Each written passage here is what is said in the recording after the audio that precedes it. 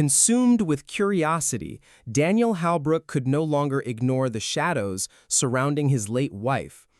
Olivia No Marin Voss was no longer just a memory wrapped in grief. She was a question, one that clawed at his mind day and night.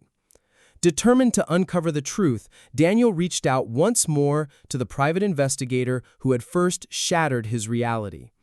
The detective agreed, though with a measured reluctance. "If we keep going," he warned, "you may not like what you find." Daniel didn't hesitate. There was nothing left to lose. Their first stop was Marin's last known address, a modest, neatly maintained one-story home in a quiet suburban neighborhood. Fresh paint lined the exterior, children's toys scattered across the lawn. A new family lived there now. The past had been scrubbed clean, replaced by laughter and normalcy. Daniel rolled down the passenger side window and started staring, but there was nothing for him there. No trace of Marin, no answers. "Then we go deeper," the detective said.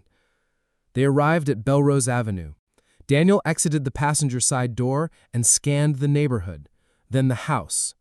The house loomed in silence, aged and hollow. It carried a presence that felt wrong, as though the walls remembered everything. This was where the worst of Marin's life unfolded. Inside, the air was thick with dust and decay. The two men exchanged a glance before splitting up. The detective drew his gun and flicked on his flashlight, its beam cutting through darkness as he climbed the stairs. Daniel remained below. He moved slowly through the first floor, kitchen, laundry room, finding nothing but abandonment.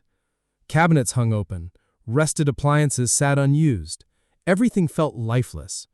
He returned to the living room, scanning the emptiness. Then he saw it. An old credenza stood near the window, half hidden in shadow. Drawn to it, Daniel opened its creaking doors. Inside, resting alone, was a wedding band.